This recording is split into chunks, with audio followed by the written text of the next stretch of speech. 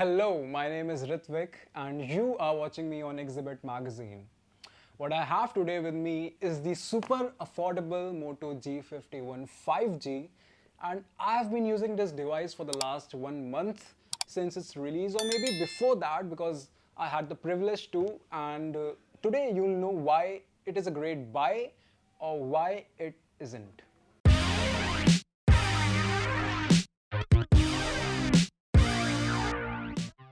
As you can see at the back, it has a full HD display, supports 5G of course as the name suggests, and has a triple camera setup. Inside this box, as you can see, we have this phone over here, a 20-watt charger, and a C-type cable. This is a huge phone. I mean, this is pretty massive. It's 6.8 inches long and feels very narrow to use. So if you keep this in hand, it's gonna feel very good to use, and it's very long. So, and at the back, let's see the back. If you see the back, it's made up of plastic. It's I think it's blue in color. It's very blue and it's vibrant and feels very good to touch. It has a Motorola logo at the back and feels quite premium. Talking about the ports and buttons, on the right hand side we have a power button which is also the fingerprint sensor. Here is the volume rocker and here is the dedicated assistant button. At the top you have a noise cancelling microphone. On the left you have the SIM card tray. At the bottom you have a 3.5mm jack, microphone, USB-C type and a speaker grill. Moto G51 has an IPS LCD display with a 120Hz refresh rate. Contrary to this, Moto G31, which was released 10 days prior to this phone, had an AMOLED screen. But the reason why I believe that they have switched to less expensive IPS LCD displays because they wanted to cut the cost, as 5G was the main priority on this phone. NEG glass has been used on this device, which is quite equivalent to Gorilla Glass 3. What is noticeable in this phone is that it has 12 5G band connectivity, which is pretty rare in phones with this price range. Coming to the price range, Moto G51 comes only in one variant, which is 4GB and 64GB, and costs around 14,999. Now coming to the camera of this phone, you can see a 13 megapixel punch hole camera in the front. On the back you have a 50 megapixel main camera, an 8 megapixel ultra wide and a 2 megapixel macro lens. Here are some of the photos that I clicked from this phone.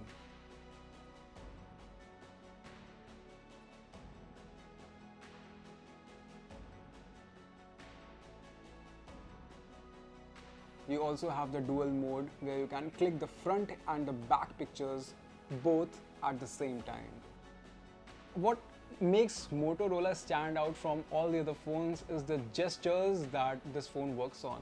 And by gestures I mean this. So yes, you can just shake your phone to switch on and off the flashlight.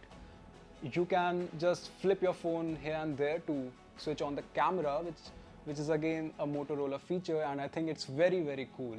Video viewing experience in this phone is pretty decent, but not the best. It would have been better if it had an AMOLED screen, but as I've said earlier, the prices would have gone way up than it really is. To give you a gist about how the phone sounds, here is just an example.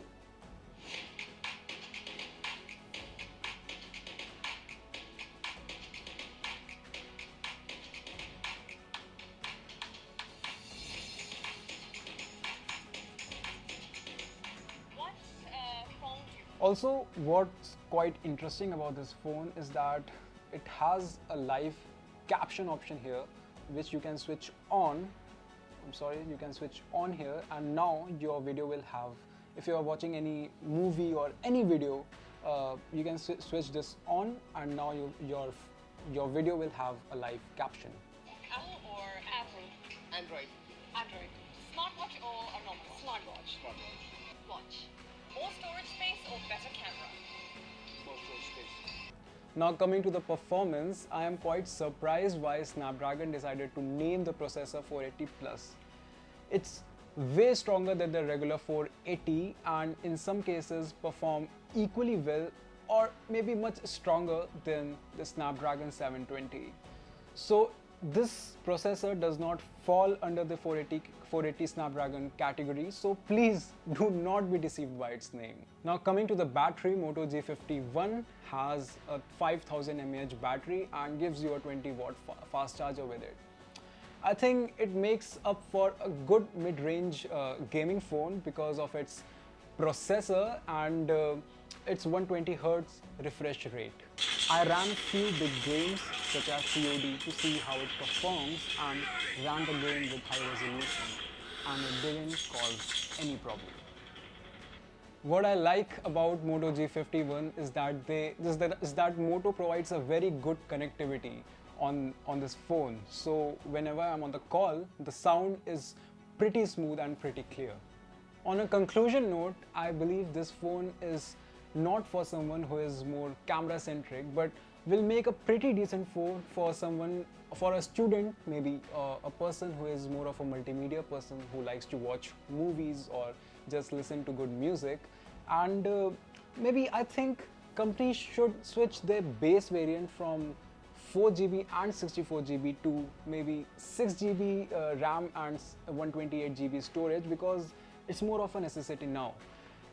Overall, I believe this is a good phone on a tighter budget.